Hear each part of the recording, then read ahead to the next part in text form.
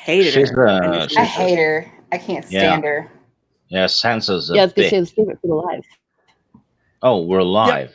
And we're live. Yeah, we're live. That's how I roll. Yes. Yeah, spoiler, Yes, Sansa is a twat. Yes, Miss Martin Muse. That's how I roll. I like to just start it, not give any warning, and go for it. Hello, everybody. Thanks for the heads up. Of course, no heads up needed. At least in my side of it, because it's always fun. Welcome everybody to Wednesday Night Book Club. It is Game of Thrones Book 1, or Song of Ice and Fire, Book 1, Game of Thrones, Chapter 7 to hopefully 15. We take our time. If you guys have any questions, please feel free to ask questions. I will try to keep up with the chat and let my guests speak more this week than usual, because I talk way too much. I also have one request to the chat, and I'll be asking this a few times. Try to think of a name for our Winds of Winter prediction stream. You know, I was trying to think of one, and I'm like thinking Bright Flame or, Bitter Steel Stream. I don't know. We got to think of something that's catchy, or the in by the road. Which one's that? Where they all meet up. I have one. What is it? The predictions are dark and full of terror. Ooh. Okay. We might use, I that's think a I good one. told you Winds of Winter Watch. Winds of Winter Winds Watch. of Winter Watch. That's a good one too. I like that. Also, Yeah, we that's a will good be one. talking. We will be talking about chapter 7 to 15, and no spoilers. As best we can. As I best did we put can. in the description some spoilers. Yep. So How about and now our watch has started or something like that. Try to incorporate some of that stuff. I don't have in there. I don't have a watch. I use my cell phone. Oh, Jesus Christ, Steve. Can't you give me this one thing? let's go around and introduce everyone. Tonight's chat guest, which we will be having hopefully one person a week on our Wednesday night, which will usually be at 7:15 p.m. Eastern Standard Time. But because of people's schedules, we did it at 6:30 tonight. But please introduce yourself, Miss Martin Muse.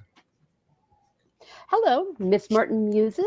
I'm Teresa Martin. I have a little YouTube channel where I muse on whatever I find interest in the day, particularly books and reviews are things that I love to talk about. So go on over there and hear some musings about life, liberty, and the pursuit of literature. You might hear something in the background, but thank you for coming. My kid's playing with her, it's like a food truck toy. The thing is dope, but it makes every noise you can think of, I love smoothies, and stuff like that. But so if you hear that, it really isn't just me. Thank you for being here tonight. I appreciate. Now, this is your first time through the book, right? Or you've been through the book before? First time through the book, yes. I have seen the TV show, but first time reading the book. Okay, so before I have a series that I'm doing on my channel. Oh yeah. I'm sorry. No. Go I was ahead. just going to say that I have an ongoing series about, I take chapter by chapter my thoughts on reading a Game of Thrones for the first time. I'm on chapter 30 or something like that. But yeah, that's particularly what I'm doing with my impressions as a first time reader. Oh man, I'm going to check those out. I enjoy that. First time through, you are lucky. When I discovered this, like everybody else, it's just like something that you don't get back. So while my child's screaming, Christy, introduce yourself. Hi, I'm Christy. Hi, I'm Christy. And my channel is According to Christy. And Game of Thrones and A Song of Ice and Fire is my go-to for everything. And that is my cat. Sorry if you hear her in the background. She's always a welcome guest. Exactly. Children, cats, everybody has everything, so don't worry about it. Thank you for being here, Christy. Jayne, introduce yourself, please. Yeah, hey guys. You can catch me here on YouTube at Jayne Theory and also on Twitter at Jayne Theory, where I do movie and television reviews every week and occasionally some pop culture commentary. Awesome. You have that down pat. It's You have that down everyone's pat. I'm not, afterward though. Everyone's like, "Is that it?" Yeah. yeah. That's it. Last night we were all like, it was dead silence because we were like, right before you was like Steven bumbling and mumbling, and then right after you, it was like Final Death Star and myself, and we're like, yeah, we have channels, please, come and check them out, and you're like, boop boop boop boop boop. It's great. And last but not least, the one, the only Stannis Baratheon. First of his name. Yeah, I have a tiny channel, but I don't. To be honest, I don't give a shit about my channel. But I'm usually on other people's channels, which is more fun, and I talk about stuff like books or movies or whatever it is. So Well, go sub to everyone else. Sub tutorial. She's awesome. yes, she is, and hopefully, like she said Yes. right here, if her Wonderful. phone works, she will be here next week. So that'll be great. She'll be phoning it in. Yes. So she is in our Uh-huh. chat. I just caught that. Miss Teresa's in the chat, and I think I saw one or two other people in there. Probably Snatchface the Fool. How are you? I didn't expect a lot of people on this chat yet because it is the first week, and I didn't do a lot of promotion of it. Hopefully, we'll get more people, but I think it doesn't matter to me. I mean, I truly appreciate everyone who shows up, but I just really enjoy bullshitting about this with you guys. This has become like my favorite thing to do on YouTube, and I really Same. appreciate you guys always coming. I love it. So much fun. Yeah. Mhm. 7 Hold on out of one 10. second. Keep talking. You guys keep talking. Another child's here. How many does he have? Did he just get another one right now? Maybe. I think so. He just said another one just arrived, so you never know. Yeah, Got a no, lot of that's fertility over there. that's my eldest, first of her name, and yeah, they're my in-laws just stopped by, and so that's nice. I am in the basement. So let us begin with our thoughts on. We are going to be reading hopefully a few of these chapters, but we're going to start with Arya 1. Okay. Arya. I mean, you know what? I never thought about doing this, but why don't we do this every time we have a new person, a new chapter? Difference for you between Arya book. Oh, this is a good one, Christy. Arya book, Arya show. Go. Don't hold back, people. Is it? Oh, all of us? Yeah, whoever. Okay. I did say Christy, but I meant that by like, because I know she'll love this one. But who feels the difference? Now, your first book, Teresa, so I don't know if you have that deep feeling yet, but have you noticed a difference? We'll ask you first. I see a difference between book Arya and TV show Arya. So far, I frankly have not noticed much of a difference. I think that the only thing I noticed a little bit different in the book version of this chapter versus the TV show is that I think that Arya really conveyed how hurt she was by the Septa telling her, like, for example, that her stitches were terrible and all that it actually really was hurting her feelings. That's one thing that struck me when I read it in the book. I never got the feeling in the show that she had her feelings hurt. I thought it was more like it was just showing how she was being a tomboy and it wasn't her. But I really felt for the little kid because maybe she ended up a tomboy perhaps because she wasn't good at it and everyone was always making fun of her. It's terrible when your teacher, your nanny essentially, is mocking you. Yeah. I agree. I think in the show they made it seem like she was dismissive of it when she wanted to do well. She was jealous of her sister. I don't think it was her being resistant to that particular way of life. I think she just wasn't naturally good at it, but she was trying her best to be. She was trying to fit in. And and that would probably be one difference between the two. But another difference, I mean, at this point, I think in the show and the book, they're a lot closer to one another.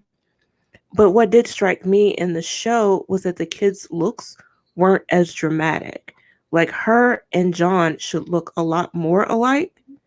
You don't quite get that, and it may just be because of the actors, but that was something that threw me a little bit, that the kids weren't as dramatically different as they're described in the books. But that stood out for me. The Arya actress looks like she could be the daughter of the Caitlyn actress, though. Yeah, she does. Awkward silence. Yeah. Say something, Miss Martin. Did you notice the difference between the two? Stig, Oh, me. If I notice the difference between Arya in the books and the show. Arya on the show is a Mary Sue. Oh. Well, at the end of the TV show, she What? is. I'm not so sure about in the Not early in the seasons. beginning. Well, in the beginning, no, I think season 1 of the show was very true to the books, really. Yeah, because you don't get internal monologue and stuff in the show, Right. so you have to go by behavior, right? If you want to compare them, I think similar enough. And the show, I think, did a good job too of showing the relationship with John. Yeah, Between the two. and also Sansa and Arya. Ugh. Yeah. Yeah, how they didn't get along at all. Yeah, as Sansa's, I'm just gonna say it. She behaves like a spoiled little shit, and Arya isn't. Arya's completely different. She's more fun loving, and she doesn't want to do embroideries and boring things, and which I'm sure most girls would agree with. I hope. I don't know. Sansa was raised to be the Lady of Winterfell. So that's how she carried herself. And she enjoyed it. She wanted to be a princess or a queen. Yeah. All right, I'm back. I'm so sorry. Yeah. One thing that struck me about how awful Sansa was, though, in this chapter was how awful she talked about Jon Snow. Yeah. So who did we just leave off on? Sansa? Yeah. Sansa's horrible. Okay. Sansa's terrible in both, more in show. Okay, so Sansa at the beginning of the book, I think, is even worse than Sansa in the beginning of the show. Sansa at the end of the show is pretty bad. I'm sorry. She's like smiling when Jon's almost killed in the Battle of Bastards. You know what I mean? Like, she was just vicious. Granted, he should have took her advice, but I don't know. I didn't care for Sansa. I like Sansa's role, but she's starting to learn the Littlefinger way in the later books, but we can't really want to get into that, I guess. So what you got? Yeah. But we are talking Arya. Now, did Christy get a chance to tell how she feels about Arya in the books, Arya in the show? I don't know. It's hard with Arya. I heard them. Sorry, since I'm trying to do both. It's hard with Arya in the book because, for one thing, the characters are aged up in the book or in the show, so it's a little bit dynamic. I think that I like Arya. I hope that she stays true to her character, because I can imagine Arya with Maisie Williams in season 1. Arya, I can imagine her just a little bit from the book. It's kind of hard, Right. but for the most part, I like Arya. No, I'm with you. In the book. It's easier to like Arya because she's way more adventurous, and that means more entertaining. Well, also, you know, you also have to take into consideration that George just wrote his characters better. You know, it's his character. So yeah, in the early seasons, I think Maisie Williams did a great job with what she was given. You know, she was given what she was in the early books as a 11-year-old kid, a 10-year-old kid. She did amazing. So did the girl who plays Sansa. What's her name? Sophie Turner. Yeah. Sophie Turner. You know, the kid who played Arya started off extremely well, but I always thought she got worse as the seasons went on. And the kid who played Sansa started off really bad, but got better. Right, but don't you believe? Oh, Lady Toriel, never seen the show. Good for you. Yeah. Read the books first. Read the books first, then you could be disappointed. Yeah. Well, go ahead. Oh, I was just going to say, Stig, you said something to the effect of about Sansa being a character that liked doing embroidery and all that. And did I hear you correctly when you said that would be something that ladies shouldn't be wanting to do? Oh no, I said Arya is more adventurous and stuff like that, and Sansa just wants to be a lady and do embroideries, and I said like medieval lady. Yeah, you know? I said most ladies and women would probably more like want to be Arya, go on an adventure and do their own thing, right? Instead of being told what to do. Oh, I see. You mean ladies that are reading the books, perhaps, or just in general? Well, no, I think well, in general, really. Oh, I see. Yeah, because I don't know. My perspective is that Arya is kind of more of a freak, in that most girls did want to do embroidery and did want to be princesses and dress nicely, and that someone like Arya. I was talking about the readers and women in general in our world, rather than medieval. Oh, in ours, yes. Okay, I see what you're saying. I misunderstood you. But I know I can see that, and I hate to cut in something like that. But the North is a little bit different versus the South, though. Mm-hmm. I mean, you take in the women from Bear Island. I know we're cutting ahead and everything. So, but when Arya sees her with Catelyn and Sansa very much emulating her, I mean, it's kind of hard not and her septa Mordain is that their septa up in the north? No. I think yes, septa Mordain. Yeah, with them not trying to encourage her, it's hard not for her to think of herself as a freak, and especially with Sansa and her gaggle of girls like Jayne Poole and all that. Yeah, Jayne Poole. And she also would have grown up hearing about Lyanna, who was very much a great horse rider. She was very active and adventurous, and she was a Stark. She was also similar to the women on Bear Island. She looks a lot like Arya. Exactly. So there were these women in history, and these women in her family, and these women in her community who were like her. But I disagree that she didn't want to do the things that Sansa was doing. She just wasn't good at it. I never got the impression that she and I think that's what I got from the book. Yeah. And I think you put it perfectly in this first Arya chapter.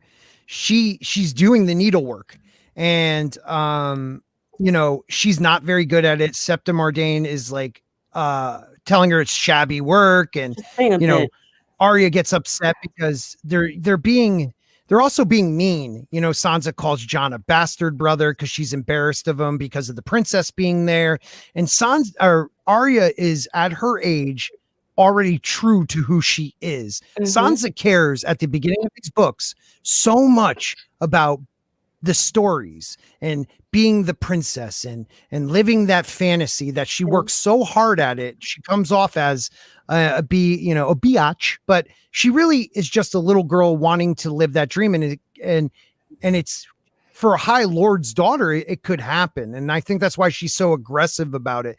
Then you get Arya on the other hand. Arya, like you, Jayne, put it so well. I mean, and Christy, Bear Island's right there.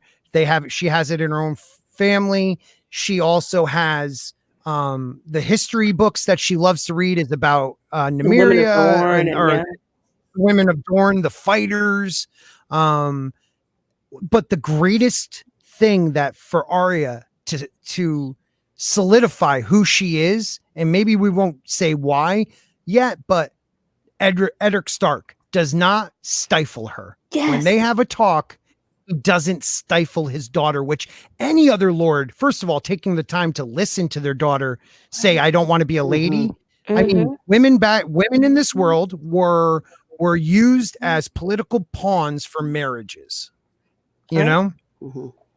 Marriage and breeding.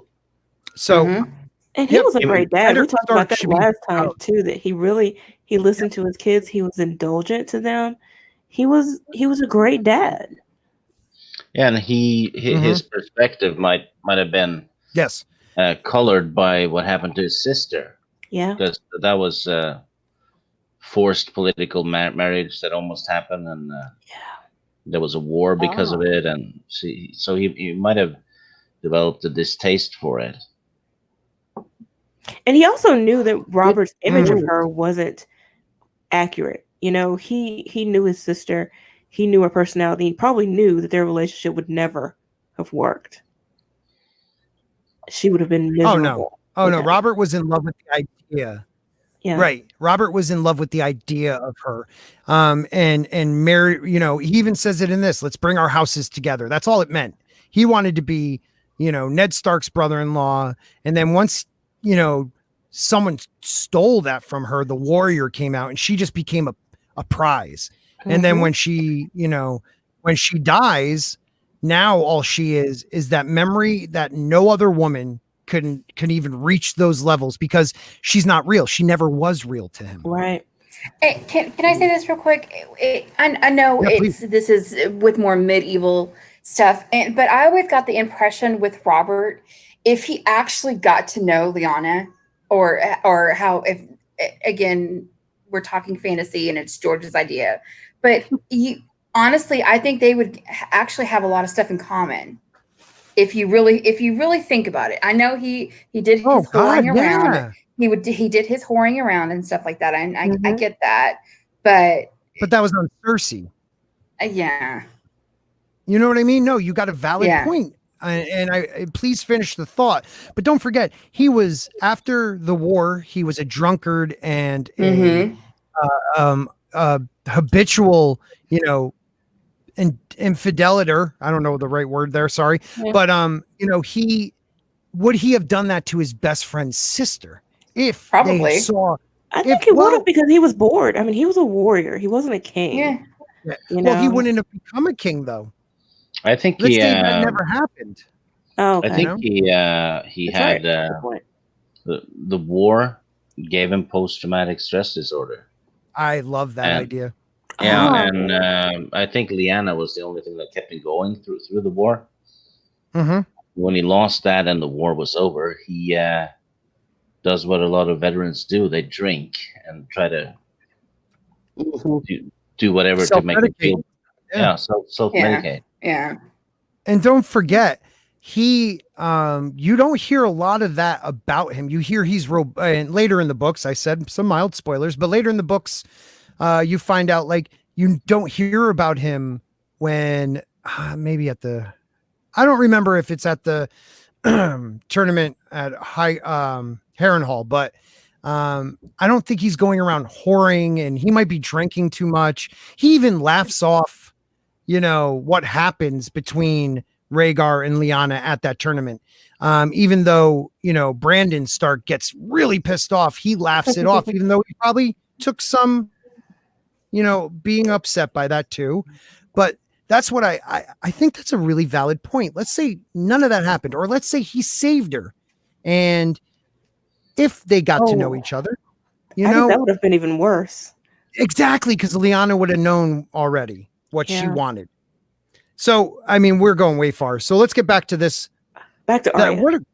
Back to Arya, but wow, that was really good. So Arya pissed off, Sansa being a little, as Stig would say, twat. Bitch. No, twat. Can you say twat for me, man? You say it great. I'm sorry, ladies. It's just the way he says it. He can get away with it. Yeah, she's a twat. It's just the way you say it is so perfect. But she's a young girl. She is wrapped up in the idea of there's a princess there. And I mean, you guys said earlier, they're in the north. They never get a court. They don't have really a court in the north. This is a court. I mean, there's hundreds of people that came with King Robert, knights and camp followers, and probably, minstrels and dancers and things like that. So she is just stoked, and she doesn't want anybody embarrassing her. So Arya gets pissed, storms out, sees, her direwolf, and then sees Jon. And Jon is watching Robb with the little brat. Joffrey. Yeah. And Joffrey training with Roderick. I couldn't remember Roderick's name there for a second. And the Hound. So Roderick and the Hound are watching Joffrey, Robb fighting with Woods.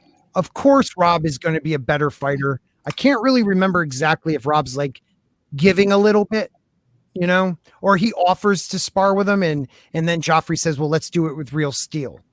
And Roderick won't let it happen. I know Robb bests Joffrey in the fight when they're doing it with the wooden. He did best him in the sword fight with the wooden swords, and then Joffrey's like, Joffrey being Joffrey, this is nothing. This is a toy. Let's do it with real steel. Robb would have destroyed him first off, but Roderick wouldn't let him, and Joffrey insults Roderick and Robb and leaves the yard, and Robb that has effects down the line. Yes. One of the things I didn't notice until I went through this was you see Arya snap, you see Robb snap, and later you see Jon snap. Mm-hmm. These kids, I mean, they're kids, so that partly explains their behavior, but you can see that wolf coming out in them. And I love that looking back at it. Right. Excellent point. But you also see what... No, go ahead, Stig. No, I didn't have anything more to add. All I was going to say was, that's funny you point out those. Oh, go ahead. Oh, okay. Excellent point. But think about this too. Robb, Arya, Jon, all of them have something against what the Lannisters do in the book. Yes. After this book. Robb does what he does. Arya does what she does. And Jon, even though he's up at the watch, does, has his issues with what's going on, and we know what happens some of us do. So this is kind of like a precursor of the relationship these families are going to have. Robert wants to bring these families together, but Robert's so oblivious to probably these families are already, Eddard, Kate, Cersei, and her brothers. Caitlin doesn't trust any of them. Kids aren't getting along except for Bran and Tommen. Bran and what's the young prince's name? Tommen. They get along. Both good-natured kids. Yeah, Tommen, exactly. Good-natured kids. And Sansa gets along with Myrcella. And it kind of lines up what happens later in these books. I don't know. Yeah. That's you're that's pretty interesting. Right. Anybody have? Yeah. So if anybody has anything else to talk about on Arya 1, please, if you have any thoughts about when you read it, notes, let's hear it now.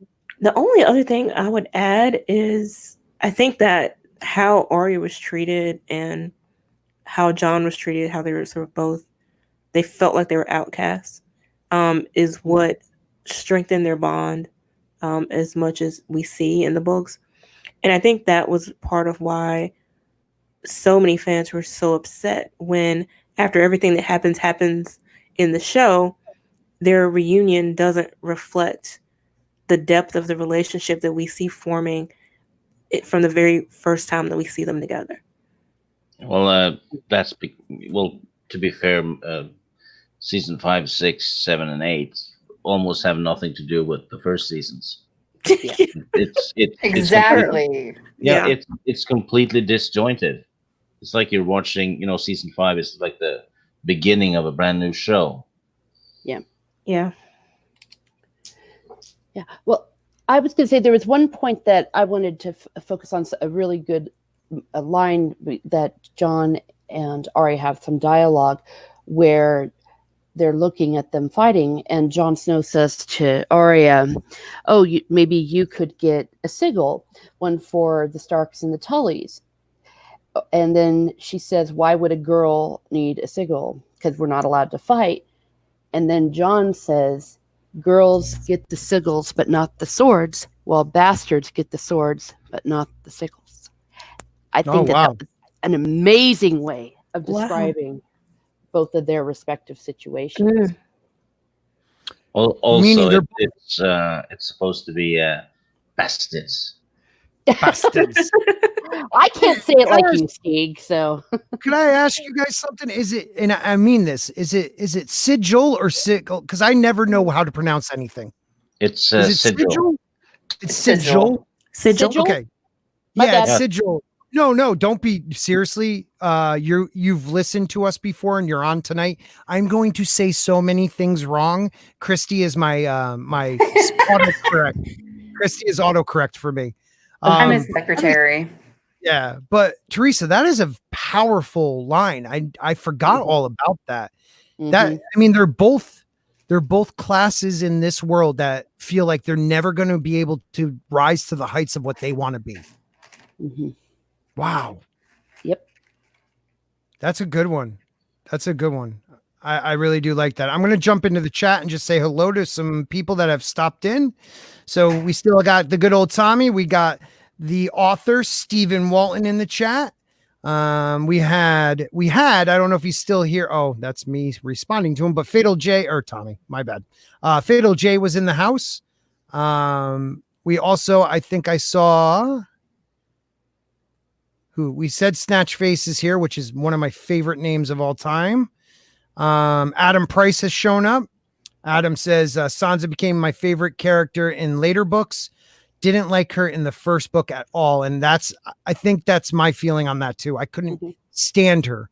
But towards, oh God, book 2, you start feeling, yeah. Anyway, I mean, you've seen the show, right, Teresa? Yes, and I've heard that she becomes awesome. As she was getting there in the show around season 4, she was getting awesome. But and it makes perfect sense because we're talking about a 12-year-old little girl. I mean, just I know how much I changed between the ages of 12 and adulthood, and she goes through a great deal more than I did. So, yeah. Well, and it's a valid point. Don't forget, in the books, they're about 5 years younger than they are in the show, or 3 to 5 years younger. So it's a big difference. Even a couple years at that age between a 12-year-old and 14 is big. It's huge. So they brought them all up a few years, and they were also older actors, so they looked older than the 16 years old they were at the beginning of the show. Rob and John, you know. Keek 44 is in the house. Thank you for stopping by. I really appreciate that. And let's see. We are going to move on to the next chapter. Before that, Tommy is putting everybody's links in the chat. So hail to Tommy. Yeah, Tommy's the best. Please, Tommy, always remember to put your own link in the chat. And Tommy's also putting something out there. I do have a PayPal. Trying, if you guys know me at all, my equipment, except for my microphone rocks, but the things it's hooked up to suck. So I'm trying to raise the money to buy better equipment. I hate asking, but if you feel the need and you want to donate, the link is in there. Thank you. Let's move on to chapter 8, which is Brand 2. This is okay. So I'll read a quick synopsis from sparknotes.com, giving them a shout out. Before leaving the castle to ride south to King's Landing with his father, this is a big one. Bran goes to climb over the rooftop and walls of Winterfell one last time. He is very good at scaling Winterfell walls And from atop the castle, he feeds the crows and studies the castle architect to learn its secrets. While climbing up the first keep, which is one of the oldest parts of the building, or Winterfell, he hears the voices of Jaime and Cersei. The two are discussing Ned's motivations for accepting the position as hand. They think that Ned is dangerous to them, and they fear that he or Lysa Arryn will accuse them of murdering Jon Arryn. As he continued to listen, Bran sees the siblings start making love. When Cersei spots Bran, Jaime pushes him out the window. What a big chapter. I mean, this is the hinge chapter of the whole series, I think. You know, he Anybody? literally he fell from her grace.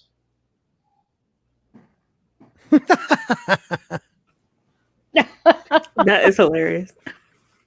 That is And perfect. horrible. You are the pun king, bro. You are the pun king. I love it. I First love it. in my Well, name. let's go around. What was your we'll start with Christy. We'll go bottom up counterclockwise. What did you first time? It's hard to remember back then, but when you first read this chapter, or what you've gotten from this chapter, what do you feel about when Bran I first met this we're obviously going to talk about probably the when he fell, and I was just like, holy shit, this is really early in the books. I mean, what's Mhm. going to happen and everything. Lady, quit licking my toes. I'm sorry. Oh, shit, sorry. Wow. Wow. It's that type of party at Christy's house tonight, Wow, everybody. sorry.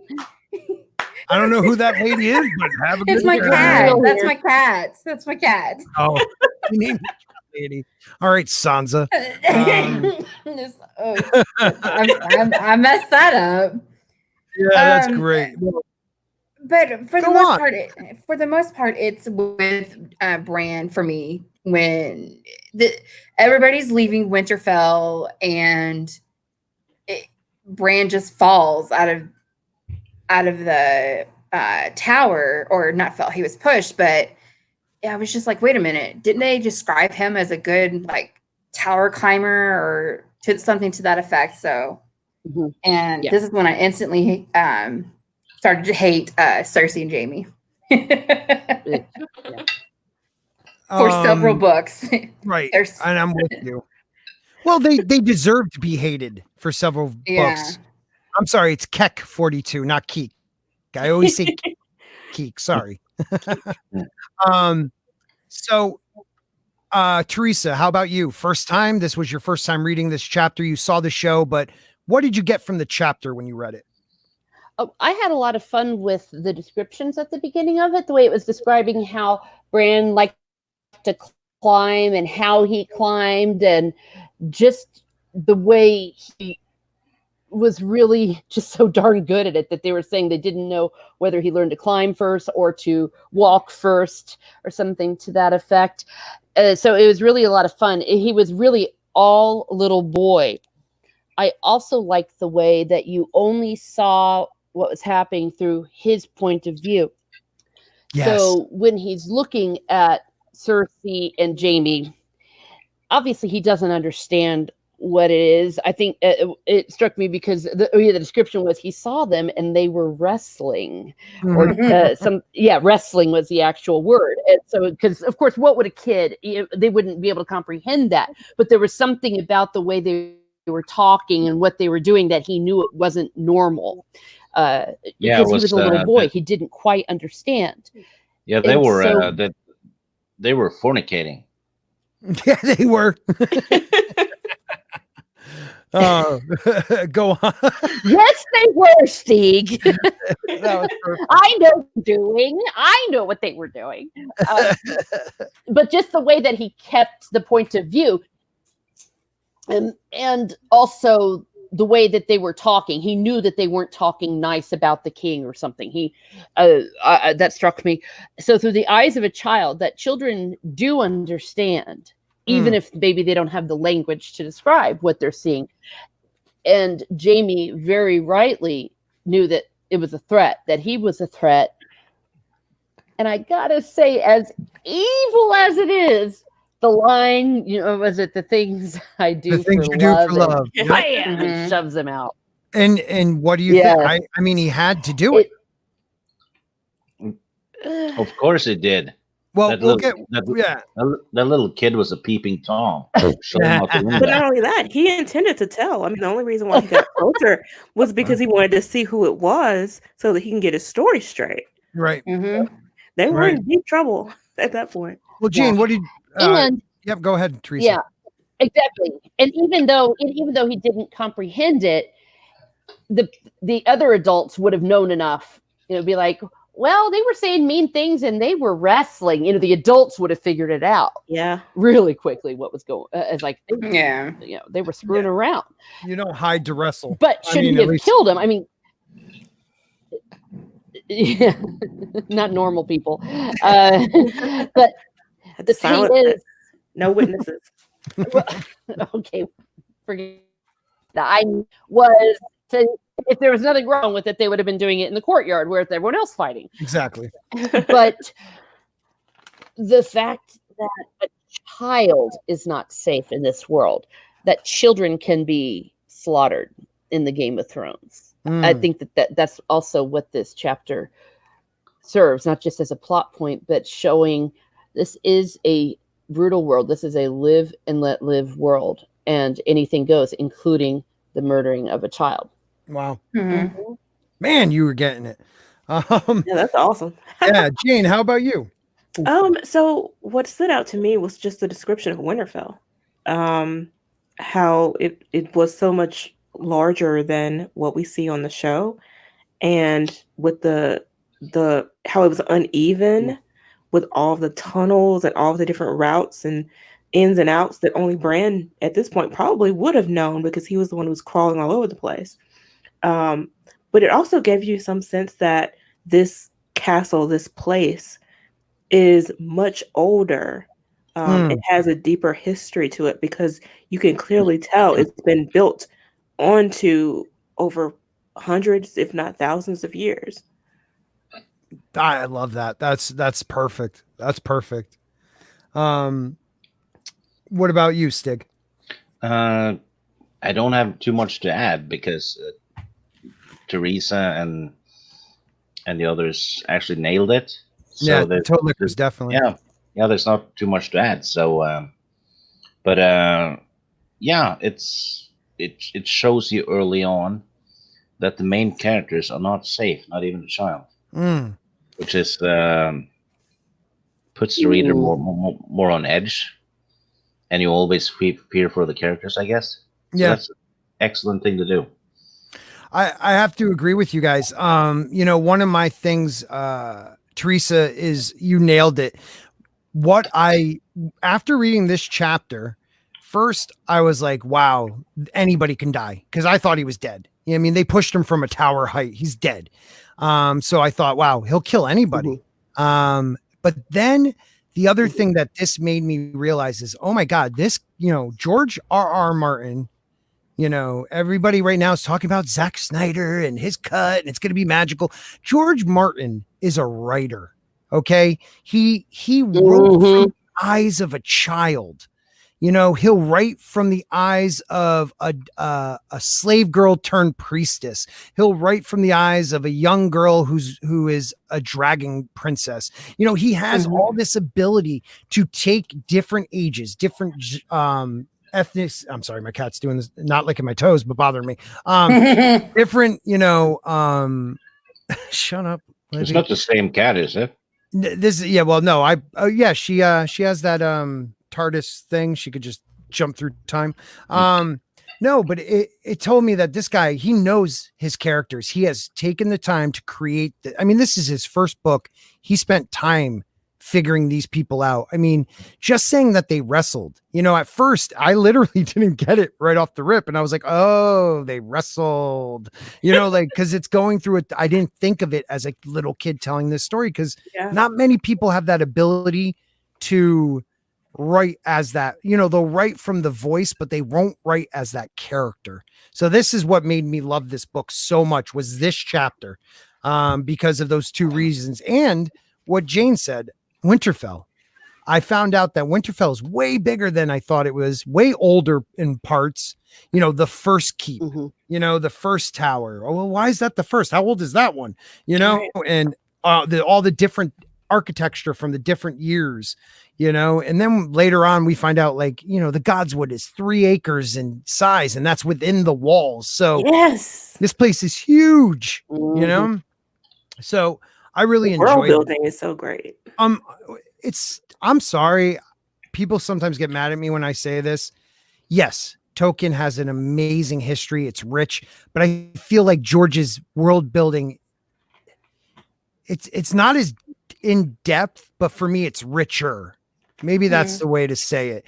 Tolkien gave us gods and the era and the time and what God created this and what God created that. George leaves some stuff for you to try to figure out on your own, like the Great Empire of the Dawn and all these different things, and leaves things that men wrote it. I love that idea. Like, there's flaws in the history because different men wrote it, and that's what's dope. That is what's so amazing with how he writes. That's what makes it so realistic. Mm-hmm. Well, that's the thing. With George Martin, he writes very low fantasy, right? Right. All the fantasy elements are in the fringes of the story, or at least they start off as, you know, in the fringes. But with Tolkien, it's full blown fantasy. So I guess George Martin's world is easier to relate to. So it's not like one of the two are better. It's just a matter of taste. But I'd say when Martin's books are finished and all, you know, the supplement books and stuff are done and all that, I think it would be pretty much on par with Tolkien. I agree with you that it's relatable too. Someone did I don't think it was a fan preview, but they did a trailer which basically fast forwarded to the present day, and it showed glimpses of the Starks and the Lannisters in real life political drama in the modern era, and it fit. It was like, it was so really cool. Yeah, I'll try to find the link. But yeah, you'll have to send that to us. Yeah, definitely. But yeah, I couldn't see that happening necessarily with Tolkien stuff.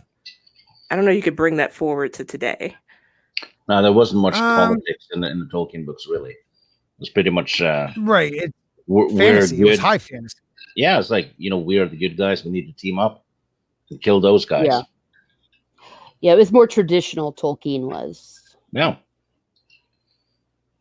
Yeah. Apples to oranges. You know, they were both they're both geniuses in their own way, in my humble opinion. Oh yeah, absolutely. Completely agree. So does anybody have anything else on Brand 2?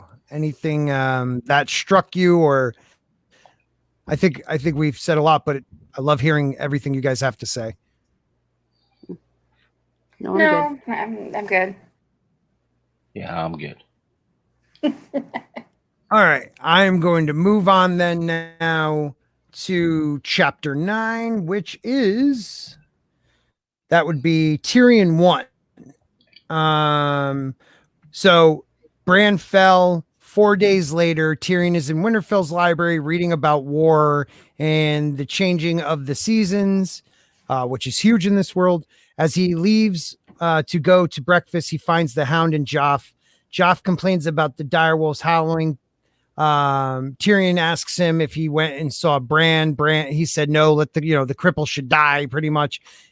I believe this is where Tyrion slaps the hell out of him for being rude and tells him to go there. So he finds the Stark. Oh, it's so good. Go ahead. I was gonna say, it's one thing to read it. I mean, we already know like Joffrey's a little shit in the book, but when you see it on the show, I mean, it's just, I mean, it's glorious. It's glorious. Oh, he coldcocks that kid. First of all, the kid who plays Joffrey in the show is exactly what I thought Joffrey. Oh, Gleason. And they say he's I mean, I've seen interviews with him. He gave up on acting. He didn't like it that much for now. He seems like the sweetest kid in the world, but he is the greatest douche in TV history. You know, maybe not villain, just douche in TV history. Almost like he's a Baskins.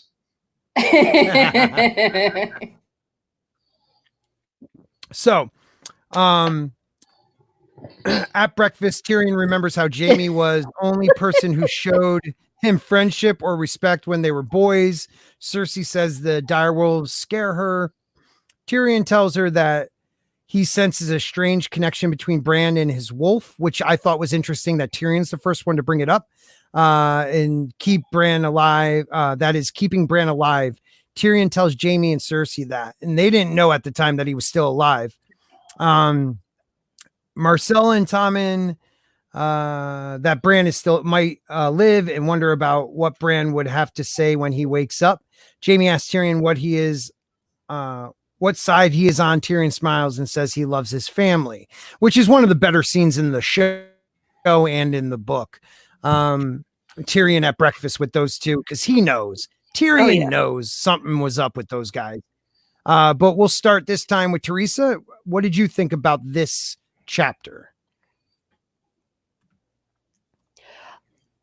I really loved it. Every time Tyrion, we're seeing his point of view, I always know that I'm in for a treat from the very beginning. And when he's just, we've already said it, smacking that little brat.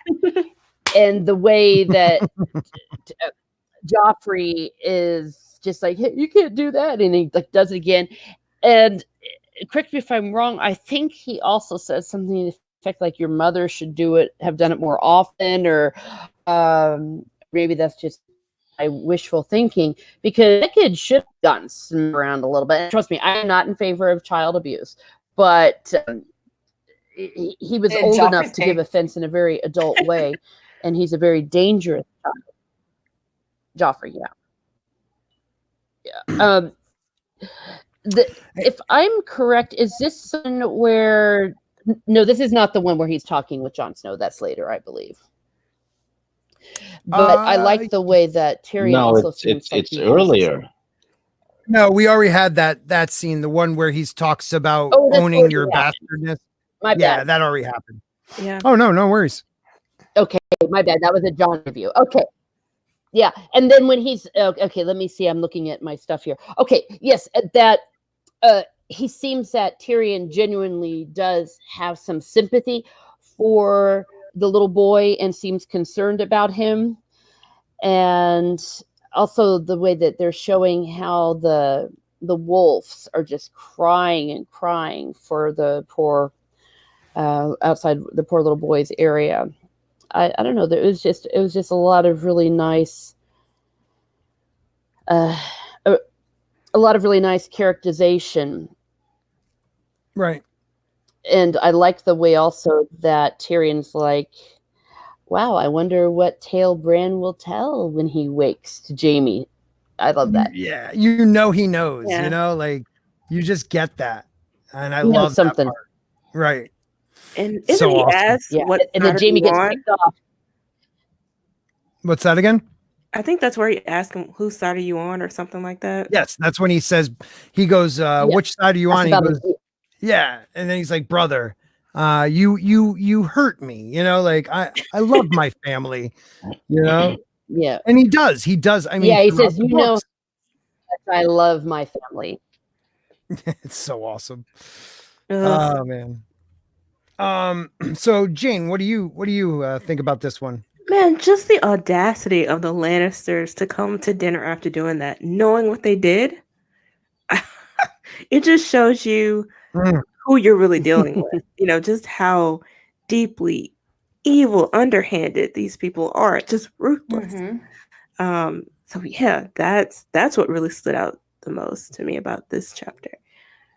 You really get introduced to who and what these Lannisters are. That's deep. Yeah. And I really do love that you get an idea that Tyrion, being the black sheep of the family, is also the joke. Like, he is very smart, very aware, does love his family, loves his nieces and nephews, but he is willing to let people know on the sly that he knows. And I always find that to be really cool. Because they know at least maybe not Cersei, because Cersei would probably have him killed, but Jaime knows, and Jaime loves him, so he won't say anything. But I love that interaction. And I do, like you said, I love that Tyrion's the first one to point out that the wolf and Tyrion and bond, the bond between the wolf and Bran. Right. You How know, that's keeping him alive, or he Right. suspects that's what's happening. that it will not leave his side. I think is it they didn't want it in the room. Caitlin Well, they didn't. kept shutting the window or something, and every time they shut him off from the wolf, he began to weaken. When they would open the window back up, That's he it. would get strong again. That's it. And then they finally let the wolf in, right? Mhm. Yeah. Mhm. I mean, how like it's crazy. We're being introduced to magic we don't even realize yet. And I thought that was kind of neat how he did it very, very subtle. Very subtle. You know, what an amazing. Mm. Oh, Yeah, and it might not be magic. We don't know.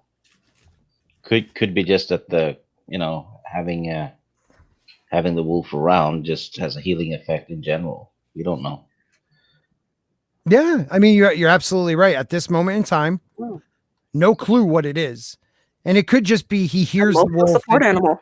Right, exactly. I was just gonna say that. Like he hears the wolf within his, sleep or coma. And the wolf actually, they say certain people, like if you're in a coma, no one's affecting you, and then one person comes in and starts talking, the person's brain activity starts. So it could have been something just like that. Yeah, I like it. which makes it kind of cooler because it just makes the reader think. But is it magic? Is it not? Right. And what that, about it? Yep. and that makes it more magical than if, like in your usual fantasy stories, you have someone putting their hands on them and the hands glow and they heal them. That's not magic. That's just flashy. Right. It's magic, but it's the usual magic we all are aware of. And like we spoke about last week, Martin is very subtle. He's always building to something. And that's what I love about it. He's always building and the first drop is so small. Like we started with magic. We started with these beings that look like they're ice, beautiful ice, speaking with a crackling ice sound and a screeching sound, and then nothing for the next, what are we on, chapter 8, 9? Nothing. Just two families and the issues they're having between each other. Right. It's amazing. What about you, Christy? I was going to agree with everything. I mean, it's great that we have this panel and have different points of view, but it's just, I was like, damn, she agrees with me, he agrees with me, Yeah. and I was just like, okay, so I feel right about this. So it's great to actually hear that confirmation and also. It's kind of funny. That's why I didn't start with you. I actually I decided to go I'll skip the person every time because we all get to the same place, it seems like, which is amazing. We got a first time book reader, we got avid reader I consider myself avid. I've read it twice but listened to it and I do research on the other books, and then you and Stig and Jayne are deep. It's I can't tell you how much I enjoyed all your views and the amount you guys go into it. Even on your first read, Teresa, like you were picking up on stuff that really took me listening to some other YouTubers and going back and reading. I find like I'm really impressed with your knowledge of what's going on. So kudos to you. Oh, you're gonna be in for another Treat next week, right? Yeah, when Toriel comes on, because she's like Teresa is picking up on a lot of stuff I never picked up on But we're talking about the Greyjoys next Monday. Oh yeah, on Monday. Yeah, but next Wednesday. Oh, okay. We're doing this. I was like, wait. No, for the book club, Toriel's going to be on. Yeah. We're so doing. Let me be clear. Unlike Toriel, who is really, really the genius on this, I've seen the TV show, so I think that I have a bit of an unfair advantage where I kind of, in general, especially with the first season, the first book, know where it's going. Now, when I get to the later books, I think I'm going to be a little more in virgin territory. But, you know, I should point that out, that I have seen the TV show. So I'm maybe not as quite the genius you think I am on it. Oh no, but even but then, I you're am picking up on things. You are definitely picking up on things that the book really doesn't. I don't know. You're hitting stuff that I think other people would miss. And that the show didn't do well. Didn't do well at all. At all. Oh yeah. So you're very, and you know what? I just looked at the private chat, so I'm about to play something. Yeah,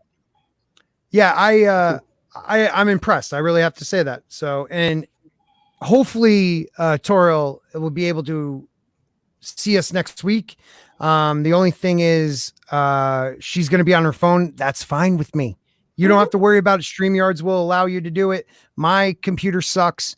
We'll get through whatever we have to get through. So please, guys, if you're here tonight, please see us next week and next Monday. This is our weekly thing we're going to be doing now, because we realized you can't do a book. You can't do a book a show. No. Now, I've never shared a video before. Do I have to share the? Is there Volume? do I have to share volume? Yeah, you have to. Oh, I Yeah, can you have share to- audio. Okay, Yeah. here we go. Who put this up here? Was that you, Jayne? Which Okay, one? yeah. The slap. Okay. You're not sharing the video. Oh, there we go. Yeah, it takes a second with my computer, buddy. I'm trying to like enlarge it, and I probably shouldn't have done that, but let's just go. Oh, here it is. Is And it it's playing? Spinning. No, it's spinning. It's buffering. Yeah, Of course okay. it is. I screwed up. We'll play it again. I should never try to enlarge. Yeah, it has to buffer on mine because again, my computer sucks. want me So to share please, it? if you feel like you want to, donate to my PayPal, and maybe I'll have a Krista show. could share it. Yeah, can you share it, please? Any of those? Yeah. I love you guys. I'm gonna laugh if it spins. While Christy does or- that, I'm just gonna. What chapter did we just do? What are you gonna do, Stig? I'm gonna chuckle if it starts spinning for you as well.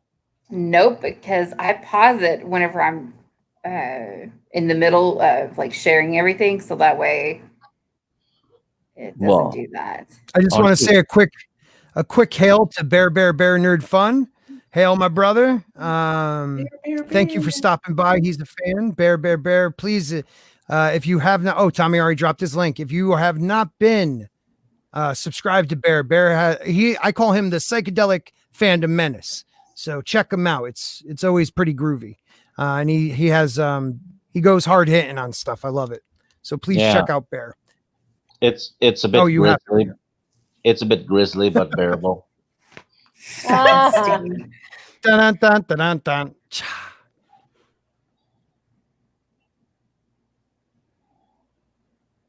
Boy means nothing to me. Oh, I can't stand the wailing of women. I'm telling mother.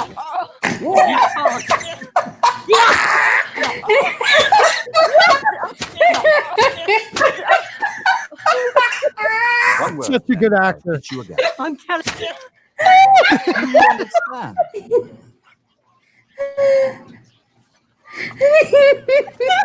One of the biggest mistakes of Tyrion's life, though. Can you just?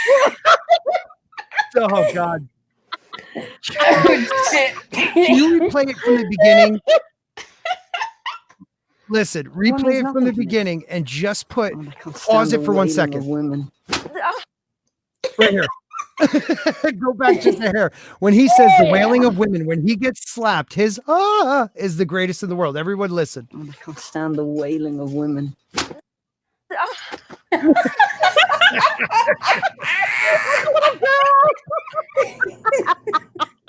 It is so perfect. The Oh, wailing of shit. women. Oh, shit. That was hilarious. Oh, damn, that Oh, was it's so funny. great. Bear, you deserve it, brother. You deserve it. So now we are on chapter. What are we on? John 2. 10. Yeah, that's John 2, I believe. Yeah. Yeah. So John Landmark. 2. We've reached 10 chapters. It's an achievement. Yay. Yay. Milestone. Yeah. Milestone. Hey man, I think we're kind of flying through these compared to last week. I think we're doing got 3 chapters done in an hour. That's amazing.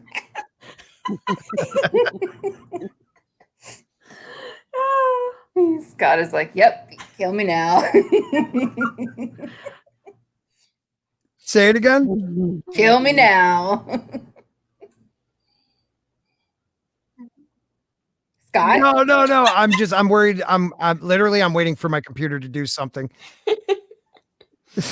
Sound weird? All right, hold on. No, you sound fine. Oh, I hate this computer.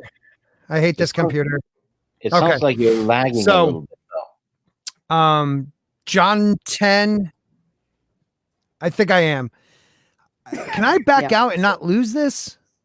I don't know. You mean remove yourself and come back in? Christy kicks herself out all the time. Yeah. Shut up, Stig. No, it's true. Yeah. It is true, though. I've taken over. Yeah, it can happen. What if he can't get back Okay, in? yeah. Anarchy. Christy's the captain now. Well, No. I have the summaries pulled up if we need to talk about them, and Scott's not here on his own damn stream. Yeah, this is actually a very sad chapter. Yeah. Keep talking. Do you hear me? Yes. Yeah. All right. Poor little John. John is so sad. That's because he's a bastard. Bastard. And Catelyn is so horrible. I hate her. I hate her with a passion. Ugh. This is one of those chapters, Really though. horrible. Catelyn. Well, this is one of bitch. those chapters you see it. You see how terrible she is. You see that. I personally think that the Catelyn in the show, she gave her too much of a heart. She did. Catelyn in the books, she is a vicious woman when she wants to be. And John, she has never treated right. It's horrific. But who do we start with this time? Is it Jayne? Jayne, tell me what you think about this chapter. I haven't read the synopsis because I had to shut that down too. But go ahead, and if I find it, if I'm able to get it, I'll read it after you. I could have done exactly what Tyrion just did to Joffrey to Catelyn in this chapter. She's Nice. terrible, evil bitch for what she did.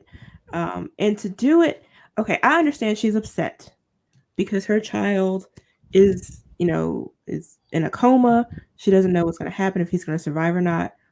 But this is his brother. This is someone he loved. They love one another. They're incredibly close. For all you know, hearing John's voice is healing for him. But you are so bitter, so ignorant and hateful and spiteful against someone who is a child. These are still children, mind you, that you would just lash out at him for no reason. You've hated him for no reason his entire life. And in this moment where he is in pain, he doesn't know if he's ever going to see his brother again. You try to tear him down one last time. I could just slit her throat. I mean, it's horrible, right? Wow. I could Damn. slit her throat. Can't Remind me stand not to Jayne get on your gonna bad cut side, the Jayne. bitch. Well, I mean, Jayne has. I hate to cut in front of it, but Jayne has a point where, I mean, she's upset. Bran he's been laying in bed for days. We don't know. She doesn't know if he's going to wake up. It's a mother's worry. He's going to the wall, never to return. And Oh God. And just basically when John is trying to reassure a woman that hopefully reassure her, he has no reason to. None. She literally tells him that it should have been him that fell. Mm. Right. How do you And do you- that? Christy, you get right. And Christy hits a perfect point too. He's talking to Bran, but he's talking to Catelyn, really. Yes. You know, he might be saying it to Bran, but he's trying to comfort Catelyn in this moment. I'll read the synopsis really quick. I jumped to a wiki of Ice and Fire instead of the other one because it has way too many ads, and I don't have an ad blocker because my computer sucks as it is. So John climbs the stairs to Bran's room with Ghost beside him, fearing that it might be the last time. Catelyn is there, having never left Bran's side for close to a fortnight, which has kept John away. But now there is no more time. When John enters, Catelyn responds with a hostility, asking why he is here and demands he leaves. While once this would have sent him crying, now it only makes John angry, so that when Catelyn threatens to call the guards, he calls her bluff. I mean, right from the rip. Okay, keeping going. Sorry. John finds Bran emaciated and shrunken, and covered over his legs and the covers over his legs look wrong. John asks Bran not to die, tells him everyone is waiting for him to wake up. John remembers how much Bran was looking forward to the journey south while explaining that he is going north to the Wall with Uncle Benjen. Catelyn admits that she was wishing for Bran to stay home with her, and her wish seemed to have been granted. When John attempts to reassure her, poor kid, she lashes out at him, and as he is leaving, tells him that it should have been him that fell. John makes the long walk to the yard. Now, is it just the show or in the book Eddard is at the door when that happens? Because I know it happens in the book or in the show, but I don't remember if that's in the book. I think it's on the show. He walks in. Okay, so John makes the long walk to the yard where things are in an uproar as the parties prepare to leave. Robb brings news that Benjen is looking for John. When Robb asks about his mother, John tells him she was kind. Robb then remarks that next time they meet, John will be all in black, and they hug farewell, which was a powerful goodbye. Like he's like, goodbye, Stark, goodbye, Snow. Next, John goes to see Arya, who is repacking her things with help from Nymeria, not having folded them well enough for Septa Mordane the first time. John says he has a secret present for her. After Arya closes the door and sets Nymeria to guard it, John gives her a small sword made specially for her. It doesn't say it here, but it's one like the swords from Braavos, and it's Castle Forge.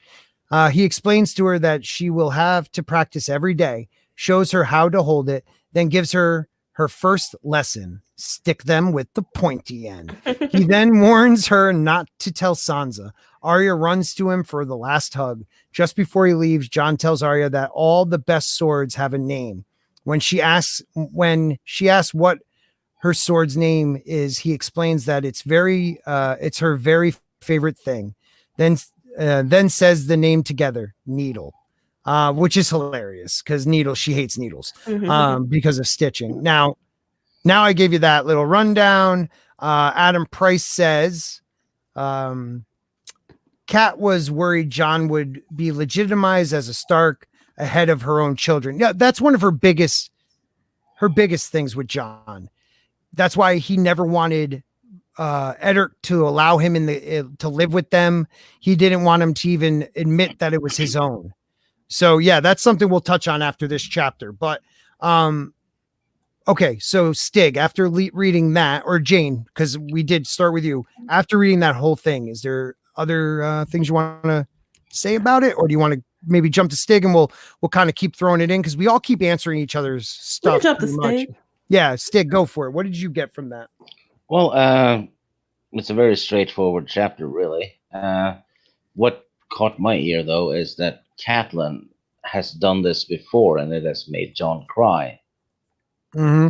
She's been like this even when he was a young child, most likely. Cruel. Yeah. So she is a bitch. She is a bitch. She is. She, you know what? It's almost like she has a stone heart. Yeah. Did I do all right with that one, Stig? Yeah. Go on, buddy. Yeah, it's I don't know. She's she's a bitch. That sums it up. This chapter, sums it up, and It has some good Arya and Jon stuff in it. Mhm. Not much else. It's just preparation for journeys, really. Yeah. I wish I like- Ned had nipped it in the bud, though. Like, I mean, he could have put a stop to it. I know he was probably That's it. concerned that that could cause people to start asking more questions and draw more attention, but he should have just taken her in a room one day and said, "Look, bitch, Right. you're gonna leave my kid alone." You know, It should have gone, hey, bitch, this is a sledgehammer. It goes in your face. I just love that I'm not monetized because this would never make money. I love that I'm not monetized at this moment. You're right. For now on, she's just the bitch. When you're Okay? monetized, we cannot bring her up because she's No, gonna I'll be the probably bitch delete repeatedly. streams. Well, I make sure that these are not for I've children. heard worse on Yeah. live streams That's true, but that are you know- monetized. you have a valid point. You know, she's I don't- vicious. I don't Ned- care. It's not my channel. Yeah, that's true, brother. I love you for that. That's why I love you, man. Go ahead. I was just gonna say, not this is really not giving much away. It's just again, I mean, once they travel south, and I don't want to say that much. It's just the South is different than the North. I mean, Yes. that's the reason why people think that. And Catelyn has been ingrained with bastards are evil Yeah, and yeah. stuff like that. So Mm. I mean, it Yeah, you're shows, absolutely right. it shows that even her, you can still have that if you think that, but it's just not. She's not human. She's nice to everybody else except. Well, I don't want to say nice, but she tolerates other people. But for John, it's just this disdain for her. And he did absolutely nothing wrong. So let me ask you this: Good if point. he was 3 months younger than Rob, would she have as much of a worry, or is it? I don't think because she, no, because I think if John was a girl, she would there have would no be- issue? she would have issues because with Ned bringing his bastard, but she sees John as competition for her son. And you also have to remember though, John and Arya look more Starkish Mhm. versus Rob, who is the heir, who is more Tully. Mhm. And That's what I didn't like on the show. It wasn't very clear. yeah. No. You know, I mean, if John had been a girl, he'd be Cinderella. yeah. Yeah. Yeah. Yeah. I mean, think about it this way. I love the idea that Ned should have nipped this in the bud. Ned has a secret, never told her who the mother is. If we're going, let's just think of it this way. She once had the nerve. You know, we talked about it last week. Once had the nerve to ask him if it was a Sharadane. Mhm. And he lost. That was the first time she was scared of him. So why then can't he just do one scary moment again where he goes, leave the boy alone? Right. You know, he allows this. And I'm sorry, his oath, his whatever secret he's keeping, it's not worth this poor kid being abused by this woman. And to see how well he grew up into the Mhm. man he's turning into, how he went to Rob. I think that was a huge thing when he goes to Rob and says she was kind. And Rob knew that's not the truth, you know, Mhm. but he appreciated that John said that because he knows how they all know. It's not like a secret. They all know his mother treats John like hell. It could Yeah. be And I thought- sarcasm, you know? It could, because she's No, you would It- think it would be, but it was written that he meant it, you know, earnestly. yeah, but you know, but because she's been worse than that before. Mm. right, and I get that she has probably been worse. And for him to say, wow, yeah, I didn't think of it that way either. But you could see Rob appreciates, because Rob would have been upset if he said she was vicious and this, that, because Rob, he had to run and cry somewhere. Rob Yeah. must have seen this as growing up. All the kids must have seen this. And to think how Sansa treats him, Mm-hmm. he's just like her mother. He's just my bastard brother because she's more Tully than Stark. Rob looks more Tully, but Definitely acts it's Starkish. he acts Starkish, very much so. But John looks like Ned. Maybe not in the show, that they messed that up, but he looks like Ned and Arya. Arya and Ned look like Starks, and so does Rob. And I think that even bothers Catelyn even more. Kit Harington was too pretty looking. He was, well, you got But Ned Stark. I think a point of it though, he was supposed to look like his mother too. So right. That's maybe why he was attractive. Well, think about this. Arya looks like Lyanna. Lyanna and John look most alike. Mm-hmm. So right there, you got the domino. Careful. You got the domino. Hey, how pretty people are. Yeah, you already fucked it up. Oops. I still don't know if I believe that though. I though wonder how much of it Ned not interfering, how much of that was attributable to the separate spears. There really was an idea, rightly or wrongly, that the house belonged to the woman and those areas, and that was one way that they would keep peace in that medieval society. Is things of the man were of the man, but the house and the hearth were the woman, and that for him to have interfered in that would have also been taken away some authority from his wife. Oh wow, good point. But no matter who his mom is, we know it was wrong. I'm just saying. Oh no, you're right, but you're yeah. right. No, I think that's one I've never thought of it that way, and that is absolutely true. She ran the household, and for him to step over that bounds, he could offend her and her house, the people that she report to her, like the kitchen crew, everybody, could have seen exactly. it. That's in the that's same valid. way that the woman didn't do man things, a man didn't do woman things. Well, we'll see. It would have been dishonor. I was about to blow up the next book. But we do see the reversal of roles. We'll just say that, where a woman won't overstep her bounds when she probably should have with a man. But the next thing is that if Ned could have ever just been honest with his wife, I understand when they first got married, he didn't want to talk about the mother.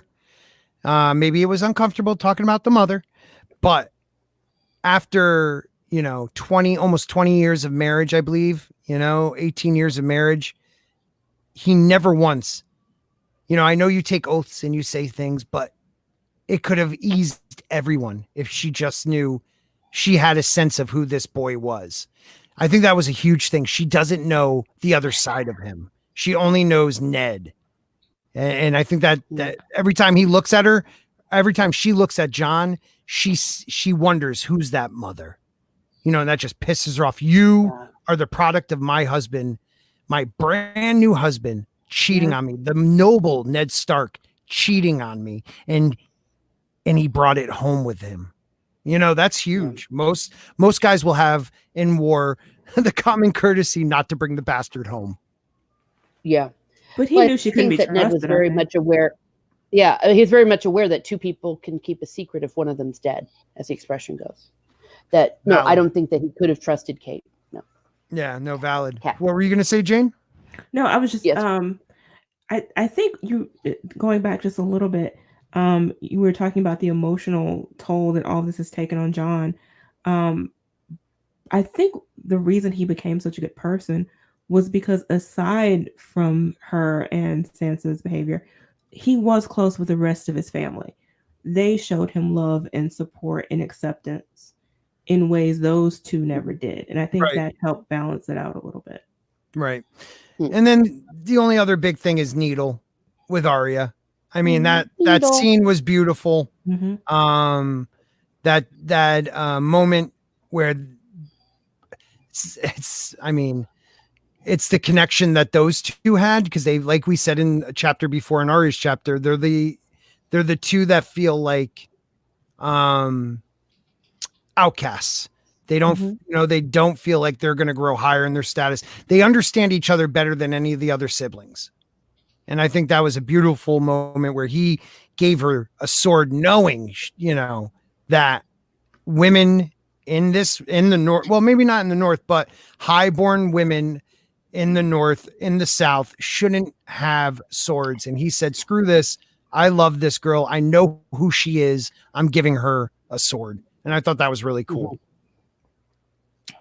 All right. So anybody last remarks on chapter 10? No? Wow, we are flying today. Chapter 11 is Danny, and this is a good one too. This is a good one. This is a real good one, and I know Christy wanted to jump on this one. Waiting for Daenerys' wedding. Ilario, did I say that right? Illyrio Morpeth. Sure. Explains that Drago's Khalasar of 40,000 Dothraki warriors and their families and herds gather outside the walls of Pentos, have made the other magisters so uneasy that they have doubled the city guard. The Dothraki are eating everything in sight, and the Big Ill thinks it would be best to have the marriage as soon as possible. Sir Jorah Mormont has offered and been accepted into the service of Dany's brother Viserys. Viserys is impatient for Drago to help him regain his throne. The Big Ill explains to him that the Khal must take his new bride to Vastarthrak first and then wait until the omens are favorable for war. Viserys complains at the delay despite Big Ill and Jorah cautioning patience. That night, Dany dreams of Viserys chasing and beating her and says, "You woke the dragon." Then she turns to see a dragon in his place and wakes shaking with a fine sheen of sweat on her skin. Daenerys' wedding, Khal Drogo under the open sky before 40,000 Dothraki warriors. The ceremony begins at dawn and continues until dusk. Viserys, the Big Ill, and Jorah are seated below Drago and Daenerys at the feast, which again, Viserys' pride, especially when food is first served to Dany and Drago before being offered to him. Daenerys will, with the forced smile her brother told her she should wear, eats little since her stomach is upset. She is seated only with her new husband, and they do not even share a common language. Early on in the day, Dothraki men dance women, mounting them, open like animals. When two men grab the same woman, fight to the death ensues. The survivor then takes another woman. The Big Ill has told her that a Dothraki wedding without at least 3 deaths is considered dull. By end of the day, a dozen men have died. That's crazy. Obviously, making it an exceptional wedding. God. Dany is consumed by fear of her hulking husband with a stern, cruel face in a culture that is so different, and of her brother if she fails him. As the sun sets, Dany receives her bride's gift. Viserys gives her 3 handmaids that cost him nothing. What a prick. Picked to teach her what she needs to know. Theory to teach her how to ride. Oh God, Jaquil or whatever in it to teach her Dothraki tongue, and Dore, the common tongue, to teach her the arts of love. Sir Jorah, with an apology since it was all he could afford, gave her a stack of old books in the common tongue, and she thanked him with all her heart. The Big Ill gives her fine silks and fabrics and 3 huge dragon eggs. One is green, one is cream colored, and one is black with scarlet ripples and swirls. The green one also had gold and fleckles in it. I don't know why they didn't put that. Illyrio tells her that they have turned to stone over the years. Khal Drogo's blood riders give her the traditional 3 weapons, which she refuses with the traditional refusal and passes to her husband. Many other gifts come and go, blah, blah, blah. Last of all, Drago brings forward his own bride gift, a fine gray filly. Drago easily lifts her by the waist up on the saddle. She does not know what to do. So Jorah tells her to take the reins and ride. She's only a fair rider, having traveled almost exclusively by other means. But as she rides, she forgets her fears and eventually sends the horse into a gallop and even has it leap over a fire pit. She returns and tells the big ill to tell her husband that he has given her the wind, and Drago smiles. Then the sun sets and Drago readies his horse when Viserys warns her to please her husband, lest she will regret it. Fear comes back to her. You don't want to wake that dragon. Drago sets a fast pace. Yeah, right. Saying nothing. Dany tried to rid herself of fear by remembering she is the blood of the dragon, and the dragon is never afraid. It is full dark when they stop at a grassy place beside a small stream. Drago swings off the horse and lifts her down from hers. She feels fragile in her wedding silks. She begins to weep, but Drago says no, wipes her tears away. She asks questions, but all Drago says is no. He starts softly murmuring to her in Dothraki to soothe her. Drago sets her down on a rock and sits facing her. Then starts removing the bell from his hair, and Dany helps. Then he indicates that she should unbraid her hair, or his hair, which takes a long time. Then Drago undresses her with tenderness and caresses her until she is ready for him. When he bares her breasts, she covers herself with her hands, but Drago gently pulls her hands away after he finishes undressing her. He watches her for a while. Then he begins to touch her face and hair. It seems like hours to Dany before his hands go to her breast. This makes Dany breathless. And when he sits her on his lap and asks no, she moves his hands inside her and says yes, which I thought was powerful. First off, but God, we could start with Stig this time. Stig, what do you got? Well, you could have just said he shagged her. That would have saved. I know, but it was a powerful shagging. You don't have to read all the porn in detail. No, but okay, all right. So I find that to be one of the. I'm sitting here waiting to call the police. But see, this is the difference, because the show makes it like he rapes her. Right. In the book, he spends hours getting her. Like it even says it when he's saying no, he really means like no. Like, do you want to do this? And she realizes he's not just saying no to that's the only thing he knows to say. He's saying no because he wants to make sure she's ready. And the show screwed that up so bad. Yeah. And it just seemed like a savage that rapes his wife on the wedding night. That's why I read that whole part. Also, yeah, because I'm a perv, I guess. When in Rome. Do you like the Dothraki? Did you just say you're pervy wanker? I'm a pervy wanker. But what do you think of that Stig, that whole chapter? I thought that wedding and the whole thing was great, but and it introduces the Dothraki culture in great detail in just one chapter by showing, not telling, really, which is the way you should do it, I suppose, instead of just info dumping. And it shows that Drogo has a softer side, even though he looks batshit crazy. And so does his people. But there's also a gentleness to it, right? Mm-hmm. It introduces the dragon eggs. We know that Jorah isn't a rich man, so how did he get there? All kinds of questions being asked there.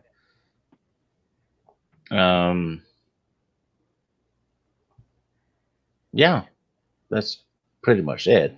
It's very I guess it's a very informative chapter. Right. I agree with you on that. I mean, it gives you the culture of the Dothraki a little bit from an outsider's view. It's in this book, so we could talk about it. I just enjoy the transformation of Dany seeing them as savages to seeing them as her people. Mm-hmm. And right now they're savages to her, you know, and her husband is probably the most savage, who barely speaks in this chapter. You know, he's just a feared warrior. You see Viserys being just the prick that he is, you know, jealous, jealous, but he's the one that set it up, you know, like, yeah, it's like, why are you mad? why are you mad, bro? You know, like, come on. What do you think, Christy? Viserys is a bitch. We all know that. AFK Bard, thank you for showing up, my friend. How are you? Check out AFK Bard's channel if you have not. But Christy, what do you think? Besides what I said before, Yeah, I mean, chapter. It's informative of the Dothraki culture and everything, like you said, but it gets more into like what Daenerys is and how she's feeling, and it kind of cut me a little bit where all he was saying was no, and you could tell that she doesn't want to do this. She doesn't want to do this at all, and I just really do feel for the girl, because in the book she's like 12, 13 or 14 years old. So I think she's 14. Jeez. Yeah, just turning 14. I think she is 13 at the beginning of this book. But like we spoke, the book and the book and the show are completely different. You know, in the show, she gets raped. I mean, it's rape. She's crying, and he's just taking her from behind the Dothraki way. Hail to the Dothraki. But not the rape part. Wow, that came out so wrong. But you make a point. You make a point, Scott. I mean, she doesn't want this, but in the book or in the show, that was the one scene I couldn't see. I had to turn away. I had to turn away when I watched that because it pissed me off. I think that and the Sansa scene were the two that made me uncomfortable. In the books, or not in the books, in the show. I can talk about the show. Why, you haven't seen the show? Some people haven't seen the show. Who hasn't seen the show? Oh, sorry. I didn't say exactly what happened. Anywho, sorry about that, but it doesn't happen in the books. It does happen in the books. We don't know, so read the books. But in the book, Christy, he is so gentle with her, you know, and you see this barbarian treat her like he understands this is her first time. This is not just another woman. This is his bride, who, after she like takes the horse and jumps over the fire, he finds a respect for her. Oh yeah. And I think that was a huge part of it. You know, and if it wasn't for something in her. Yes. And if it wasn't for Viserys, she would have still had some of that, you know, that feeling of like, I'm part of this, but then he knocks her the frig down, and then she gets scared again. And all Drago does is give her the chance to say yes. She says yes. And 13, 14 in this world, I mean, women are married and have kids. We got to remember this is this world. Yeah. You know, Teresa, what do you think? Or Chrissy, any more? No. Okay, we'll still talk about this. No worries. Teresa? Yeah. Teresa? Okay. Well, I'm kind of along the line of I'm not entirely sure we had to. I'm sorry, I heard someone. I'm of the thinking that maybe we didn't necessarily have to have the gory details in this situation. That it could have been, and mainly because I think what happens in some later chapters where they do connect, I think a little more closely sexually in a certain scene later, which they did do in the TV show. That I'm not entirely sure I understand why George R.R. Martin had to go there. And I do understand that the world that we have in Song of Ice and Fire, it is normal, but it's not normal in our world. So yes, I found it very uncomfortable in the book and in the TV show. But it does show how slowly, though, when we see the way Danny is, and slowly in this chapter, the way what you said about the whole yes, that Danny is starting to take on her new family, her new culture, far more than her brother is. So there is some slight foreshadowing. Right. And, I agree that this is, for a lot of us, this was a hard one to read because we see a 13-year-old girl in our world. And George has spoken on this many of times, in our own history, girls this age were married. Some had to sleep with the Lord before they got to sleep with their husband, like so many crazy things that have happened in our past. And he's like, in this world, this is what happens. And I think it was important for him, maybe like you're saying, maybe not in the detail. It's almost turns into one of those Fabio cover books, but, there are points that I think we need to realize they're doing it. They're making love. They're doing it all right. Yeah, they are, but they're doing it under the stars. And who can watch her from the stars? There is a certain person that I don't know if you've gotten far enough to. No, that's next book, man. No, it's this book. I don't know. There is a certain person. No. I do know this, Scott. Yeah. Jason Momoa is really pretty to look at in the show. Yeah. Oh, I was already saying, I mean, well, that goes without saying. I can even say, I'm even saying he's hot. But if you've only watched the show, all right. So for show watcher, cover your ears for 10 seconds. There's one person that they only show once in the show. Her name is Quaith, but in the book she has bigger part. Boobs. Right, boobs. But Quaith has she's a seer of some sort, and I feel like that's a big part of this. Understanding that the gods I think actually, Teresa, that was a really valid point. They're doing it where the gods can see what this married couple is accepting. And it's an accepting thing.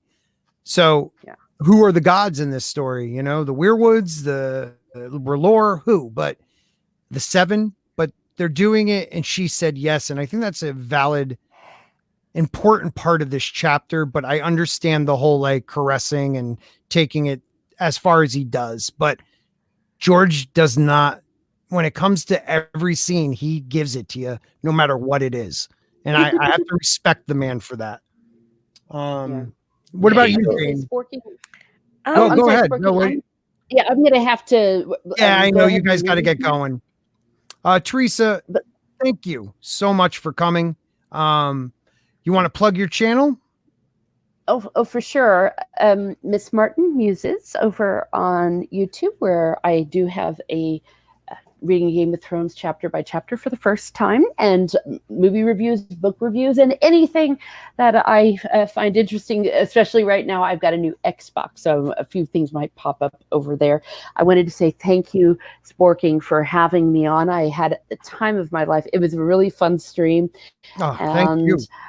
Everyone on the panel, as always, it's a pleasure. We will do this again down the road. We will have you back on when we get a little farther down in the book. Okay. All right. Thank you so much. You have a great night. Yeah, guys, please subscribe to Teresa. She's awesome. One of our friends. So please subscribe to her channel. You have a great night. Okay. Bye, Teresa. Thank you. Bye. Jayne. Yeah, I have to run too. Yeah, I know. So Stig, just so you know, we're just going to finish off with this chapter because I want to wait for you for chapter 12. So just so you know, we're just going to finish off talking about this chapter a little bit. So if you have to go, Stig, why don't you shout out my channel? Not yours, but mine. You don't care about yours. No. Thank you, my brother, for coming. No. I love you. Everybody, thank you, Stig, for coming. You can catch those guys on at 9:00 on Mary Mayhem's channel. She does the Mayhem Wednesdays. I forget the name of the Wednesday show. Stig, what is it? Wednesday night mayhem. Yeah, I said it backwards. I knew I said so. I knew I had the right words. Yeah, so at 9:00, if you guys want to jump over there, because we're going to finish up in a little bit ourselves. But thank you, my brother. Any Yep. final words for us? Thank you to everyone on the panel for being great company as always, and thank you to you, Sporking, for having me on. Anytime. Always cool, and thank you to everyone in the chat for watching and supporting and chiming in. Thank you, That's buddy. it. I hope you have a good Thank night. you. I'll talk to you soon. And salt is not a spice; it's a mineral. Goodbye. Jesus. Goodbye. Giovanna Mullen, thank you for stopping in. If you guys don't know Giovanna, once again, Tommy put it in the chat. I love Tommy and Christy for always linking everybody's stuff. And Mary Mayhem in the chat linked hers too. So please subscribe to Giovanna. Really appreciate it. It's in 11 minutes. I thought she started at 9, Tommy. I didn't know that. Okay, so who did I leave off on? Jane, did you get to talk? Christy, you got to talk on this one? I was gonna say, Yeah, please. 2 points. The horse riding really stood out. I think Dani really sort of came into herself a little bit there. Her independence, her dragon was awoken a little bit. Mm. And I think it foreshadowed her dragon riding ability later on. And as far as what dragon? What are you talking about? A dragon? I have a dragon. Never mind. Okay. Jesus. We've done a lot better than we normally do. I mean, Look, that was in the I'm trailer. sorry. I'm sorry though. It's so hard not to spoil some things. Come on. Everybody knows there's a dragon. Okay. Everybody knows. Sorry, whoever hasn't read that part. Haven't been alive at all. So the other part was their first night together, right? Mm-hmm. I think that George had to sort of show what was happening. I mean, he described everything in detail and they still got it wrong in the show. So people's minds would have gone to the worst case scenario. And I think what he was trying to show was the humanness of this people and the purity of this relationship. That they did come to love each other and respect one another. It wasn't just this barbarian taking the charting. Well, it's also the respect was there from the beginning. Right. And in the show, he would just walk in and, after drinking and partying with the boys, hit it and go to bed. And I think that. Go, Christy. No, please. I had to read the book, this part again, or just Daenerys' chapters again. There's McCadigan. Because of the show, watching season 1 last week. And I was just like, you got to be kidding me. That's from the beginning, it shows them with if not a loving relationship, but a mutual respect type of relationship where he took her feelings or he took her into consideration. And like Jane said, it's not like a hit it or quit it type thing that's on the show. Yeah. Right. I think that's huge. I think, yes, she has the handmaid for the love making, which comes into both show and book. But in the book, it's because she already loves him and wants to please him. Mm-hmm. Not that she just doesn't want to get taken from behind and thrown to the side. It's a huge difference. It's a huge difference because there was parts, when I watched the show, I was sitting there with, no, my wife wasn't watching it. I had a friend at the time who watched it and he couldn't understand. He's like, man, this girl got raped so many times by this guy. Why did she ever fall in love with him? And I'm like, but that's not how it happens in the book. And that's what I was saying. Season 1's great, but there are certain things they missed that were huge. Mm-hmm. And this is the one thing that I could think of off the top of my head that I completely disagreed with what they did. Mm-hmm. And that's this part. They could have made Drago so more. I think he was much more, I don't know. It's a deeper character now. Right off from this second chapter of Dani, you're like, wait a minute, this guy isn't just rape, murder, and pillage guy. He understands the subtleties of love, if that's what it is, Yeah. And he is, he's in his culture, he is a noble of sorts. Yes. So he acts like one. He's Yeah, not just, wow. some riffraff that her brother thinks he is. Right. And thinks he rules him. That's the problem. I mean, Viserys doesn't realize he's a king of nothing. Exactly. He's a beggar king. He's the beggar king, Beggar. Illyrio.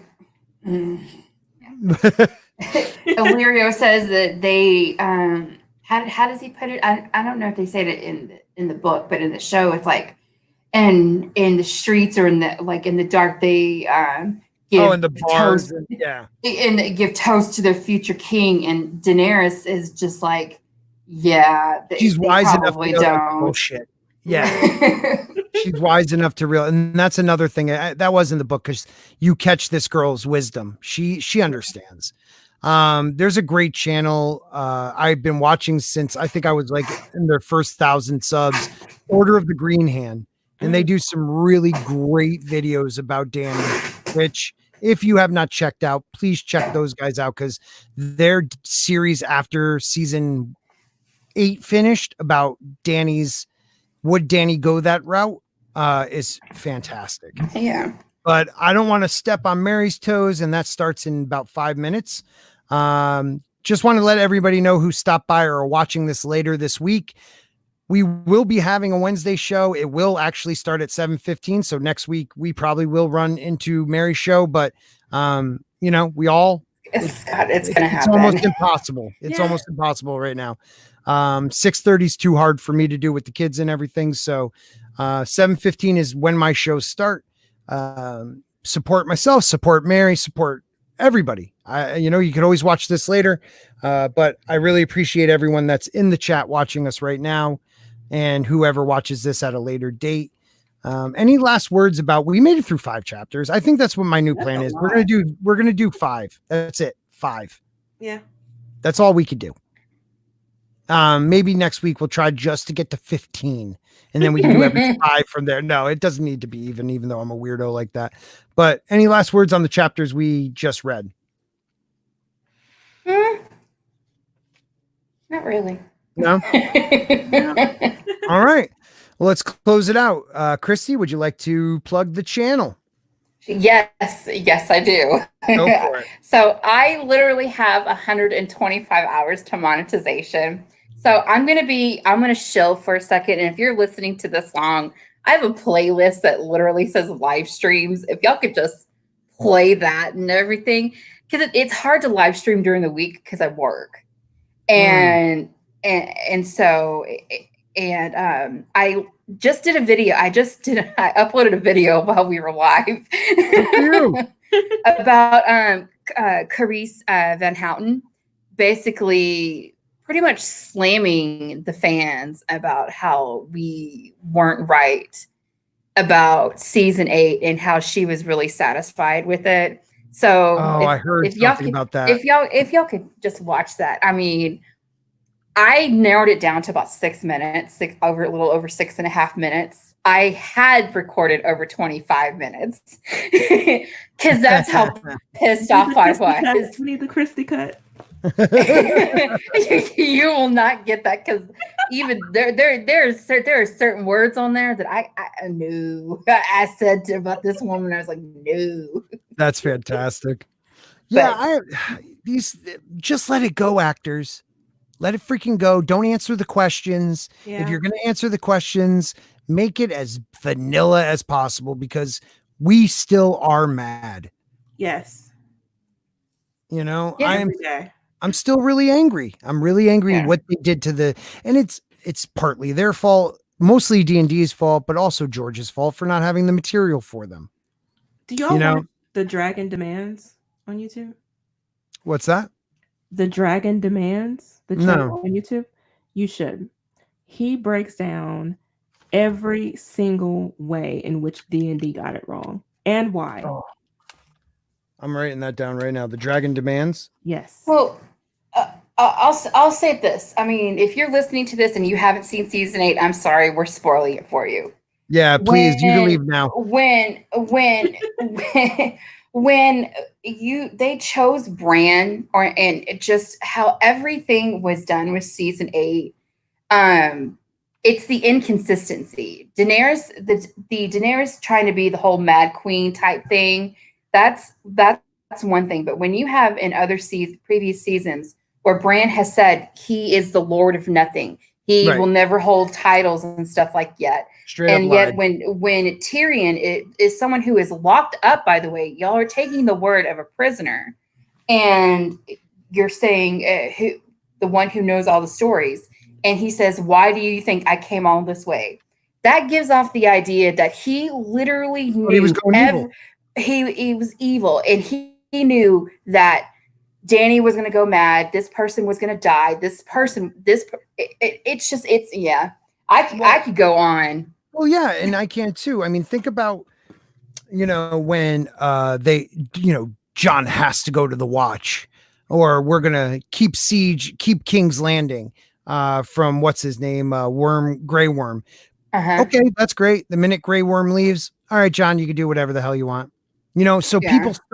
people start making, well, what about the Dothraki? That's what happened. The Dothraki are still there. Well, they never told us that. And Well, what Dothraki? exactly. They should all be dead. That pissed me off too. After episode 3, when they said half the Dothraki are gone, half. No, all those mofos died except for one dude being like dragged back on his horse. Right. Um, We saw that happen. what they did with this so-called Night's King, which is not in the book, but we never speaks a word, never knows what he really wants. It just so many, inconsistency with even what the world looks like. You get King's Landing looks like it's, trees and there's, a big ocean harbor, and the last season, it's like a desert. That's how much these guys cared. That's how much they cared. Jayne, did we cover this on the live stream we did on Sunday about season 8? How I think it was episode 4, towards the end, where Daenerys and her small party are like out there, and Tyrion and Qyburn are meeting, and they're all at the fort, and I'm just like, wait a minute. You mean to tell me that Daenerys can't just blow them to smithereens right then and there with the dragon? Right. Or Cersei can't just basically kill them with those small people? Yeah. Oh, don't forget. They show her at the end, right, on one dragon, taking out all of those little things that they have along the side. Right. The bow and arrow things. But the ballistas. Yeah, ballista. He Ballista. just flies over and takes each one out. People start running. They're not going to stay at their post. Right. It's a fucking dragon. Right. Jayne. or okay, let's go another route. Once the thing started flying, everyone would have run away. Exactly. And don't forget, she forgot about the Greyjoy fleet, and that's why one of her dragons gets killed from freaking like a mile and a half away. She's above them. And I know you probably want to get going, Scott, but no. I was worried about you guys. Hell no. I'm moderating 2 streams right now, and I'm still doing this. But they show in like 3 perfect shots that Rhaegal was killed. I mean, you mean to tell me same guy took 3 perfect shots. Yeah. Right. And then in the episode 8 or 7, he or whatever, 5 actually, because they only had 6 freaking episodes, right? He can't even hit the side of a barn. Like it's just they all miss now. Yeah, it was horrible. No one dies. One dragon. They should have called it the long, like midnight, kind of night. The almost long night. I don't know, because when they warned her about the ships, priority 1. I mean, assuming she didn't just fly to the Red Keep and burn it. Right. You can just burn up the ships. Just take those out first. Then there's nothing. I don't understand the logistics. The logistics? Let's talk about logistics. They get Gendry, the long distance runner, runs. Okay, so they're sitting on an island of ice. He runs to the wall. A bird flies all the way to Dragonstone. She flies all the way back over the wall and rescues them. And it looks like it was like a half hour. You know what I mean? How are they still alive? How are they not frozen to and death? Gendry, Who cares? whatever. Gangrene. Like, go get a message to Daenerys. So the, Yeah. the walkers, they're confused about the concept of freezing water. They're ice monsters. You know what I mean? Like, And where come did they on. get the chain? Where do you get that Where did you chain? get the chain? He built it If- out of ice in his If mind. they're mindless zombies or just mindless things, how did they put the chain on this dead ass dragon who Everything. I guess they can swim. I mean, we sit here and we talk about what's going on in this book, how deep we go into just 5 chapters. And by the end of season 6 was all right, but season 5, season 7 was terrible. And then season 8 was a bomb. Like, for, you know, producer showrunners to put that out there, for a company like HBO to allow it to go out like that, it makes me sad. It just, you did not care anymore about the people that put you in the position you're in. And the worst part, which is HBO and George wanted them to do like 15 seasons. That's the worst part. Absolutely. Can't do it. I can't do it either. All right, Jayne, tell them where they can find you. You can find me on Jayne Theory here on YouTube, where I do movie and television reviews. And you can follow me on Twitter at Jayne Theory. Thank you, Jayne. Thank you, Christy. I really appreciate you guys a lot. Stig, thank you. Teresa, thank you. I love doing these streams. You know, I actually went, like, you're talking watch time, Christy. I went from averaging like 100 hours to now in the last couple weeks averaging over 300 a week, or you know, in that period, that 28-day period thing. So that's all because we're doing this and people are watching, and I really appreciate it. I thought this would be a small stream because, you know, it's on a Wednesday, first one, but please, if you're listening to this later, share the link, like the video, drop a comment, and subscribe. It's the only way we grow and we're able to do this more and try to give you better content. And if you'd like to support the channel, there's the PayPal link.